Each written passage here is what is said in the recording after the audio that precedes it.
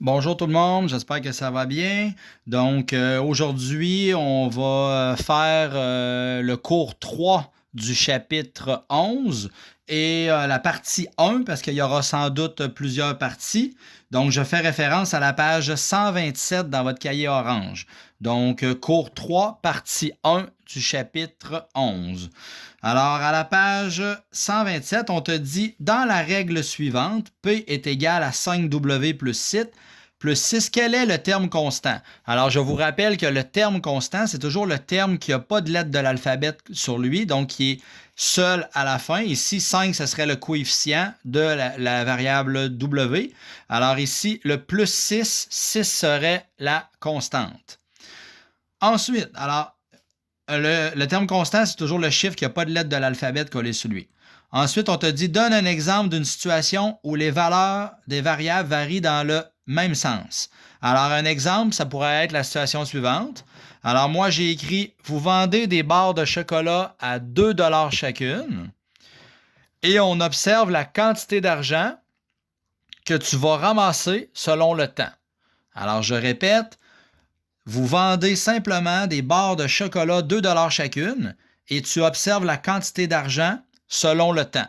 Évidemment, plus le temps va avancer, plus que tu vas avoir accumulé de l'argent parce que tu vas avoir vendu beaucoup de barres de chocolat. Okay? Ou ça pourrait être la quantité d'argent selon le nombre de barres de chocolat vendues.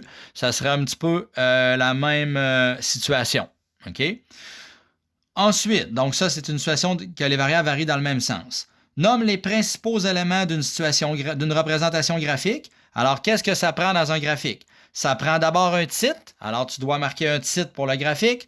Ensuite, tu dois identifier tes deux axes, c'est-à-dire écrire un titre pour chacun des axes. Et finalement, tu dois graduer tes axes. Et un coup que tu vas avoir fait ta graduation, bien là, il te reste à tracer ton graphique simplement. Donc, c'est les étapes d'une représentation graphique. Explique la façon de construire une table de valeurs à partir d'un graphique. Alors, lorsque le graphique est présent, comment on fait pour construire une table de valeurs?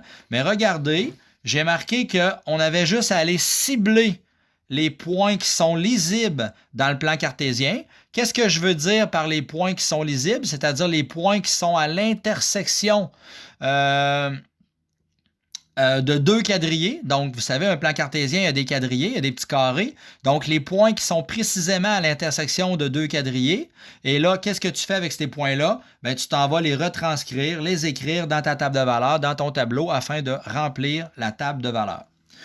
Maintenant, on va parler toujours à la page 127. Alors, le petit rappel des notions précédentes a été vu. Maintenant, on va parler, c'est quoi une proportion? Alors, une proportion en mathématiques, là, c'est simplement l'égalité entre deux rapports ou deux taux qui sont équivalents. Alors, une proportion, je répète, c'est l'égalité entre deux rapports ou deux taux équivalents. Exemple, si je te dis une demi est équivalent à 3 sixièmes. Bien, ça, c'est vrai qu'une demi est égale à 3 sixièmes parce que ce sont des rapports équivalents. Alors, tout ça, ça s'appelle une proportion. Alors, on dit que A 2.B est égal à C 2.D, qui est comme une généralité, ou si vous préférez, A sur B est égal à C sur D, comme le modèle ici, bien, ça s'appelle une proportion. On dit donc que A, B, C et D sont proportionnels entre eux. Donc, on va tourner la page à la page 128. Et là, maintenant, on va baptiser. Alors, on va baptiser, quand on a une proportion, on va baptiser comment s'appelle chacun des chiffres. Alors, si je commence de cette façon-là, quand on a, exemple, je reprends mon exemple, si on a une demi qui est égale à 3 sixièmes, eh bien, les chiffres 1 et 6, c'est-à-dire ici dans notre exemple général A et D, ça s'appelle les extrêmes. Alors, les extrêmes dans une proportion, c'est les points qui sont situés comme ici, ce serait 1 et 6. Donc, je vais réécrire ça. Les extrêmes.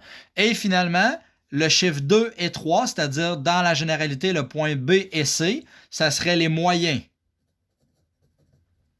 Alors, les extrêmes et les moyens.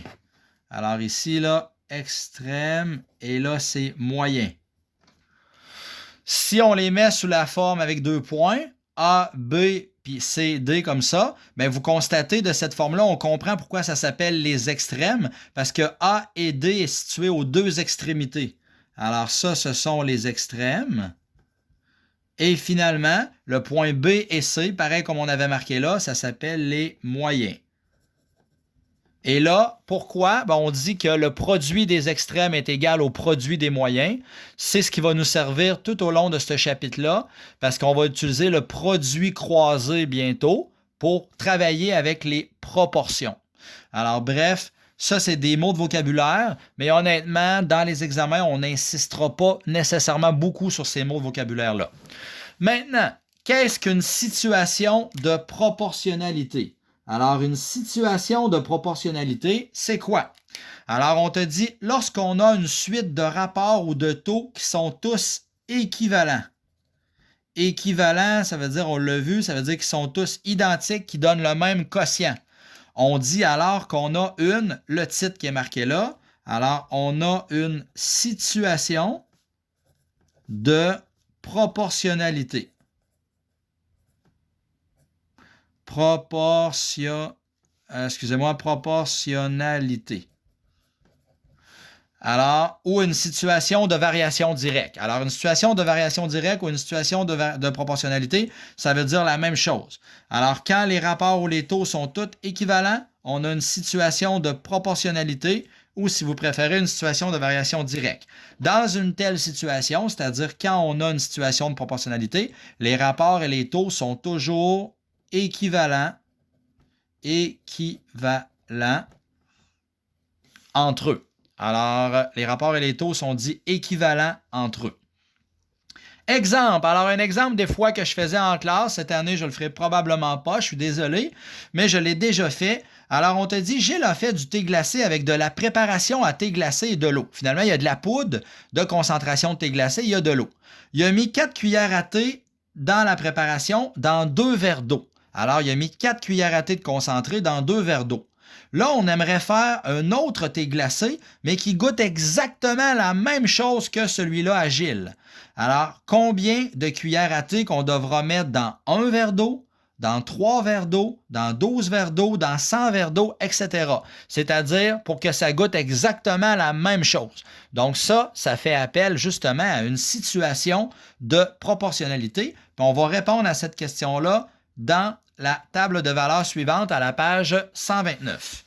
Donc, à la page 129, préparation de thé glacé. Donc là, on a dit que notre cher ami Gilles mettait 4 cuillères à thé dans 2 verres d'eau.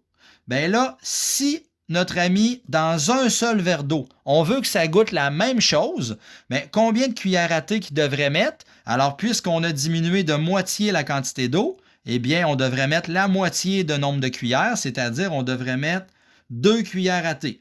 Moi, je te dis que en réalité, si je mets 4 cuillères à thé dans 2 verres d'eau, puis que je mets 2 cuillères à thé dans un seul verre d'eau, ça va goûter exactement la même chose.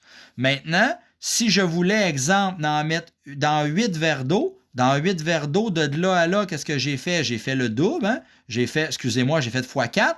Alors, combien de cuillères à thé qu'on devrait mettre pour passer de 4 à la quantité de cuillères à thé qu'il y a là, ben on ferait également un x4. Alors, 4 x 4, il y aurait donc 16 cuillères à thé de concentré de thé glacé pour 8 verres d'eau.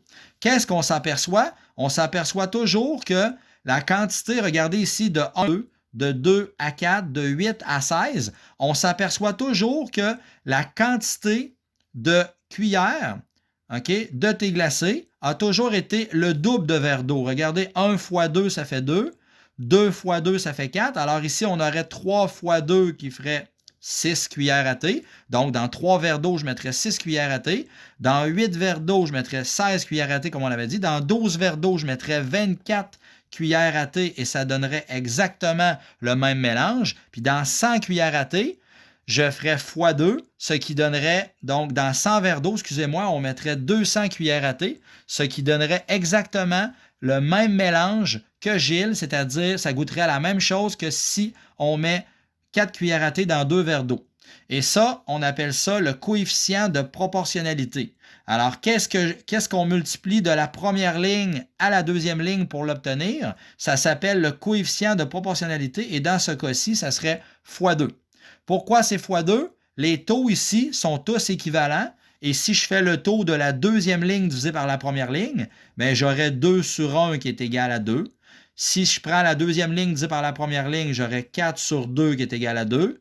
Ici, j'aurai 6 sur 3 qui est égal à 2. J'aurai 16 sur 8 qui est égal à 2. 24 sur 12 qui est égal à 2. 200 sur 100 qui est égal à 2. Alors ici, je répète, qu'est-ce qui me permet de passer de la première ligne à la deuxième ligne en mathématiques? Ça s'appelle le coefficient de proportionnalité. Et quand le coefficient de proportionnalité est toujours conservé, on dit que toutes les situations ici sont proportionnelles entre eux. Ainsi, on peut constater que les valeurs de la deuxième ligne, les valeurs qui sont ici, sont toujours obtenues en multipliant les valeurs de la première ligne par le nombre 2. Alors, on fait toujours x2. Appelé, donc je répète, il était écrit ici, ça s'appelle le coefficient de proportionnalité. Donc, appeler le coefficient de proportionnalité. Alors là, quand tu as une table de valeurs qui est déjà toute remplie, tu peux vérifier s'il s'agit d'une situation de proportionnalité. De quelle façon? Alors, dans une table de valeurs, pour vérifier s'il s'agit d'une situation, on calcule les taux. On calcule les taux en faisant la deuxième ligne divisée par la première ligne et en s'assurant qu'ils sont tous équivalents. Alors, je calcule les taux et je m'assure qu'ils sont tous équivalents. Donc, je vais arrêter là pour ma partie 1. On va continuer la partie 2 dans quelques instants avec l'exercice dans le bas de la page 129. Merci.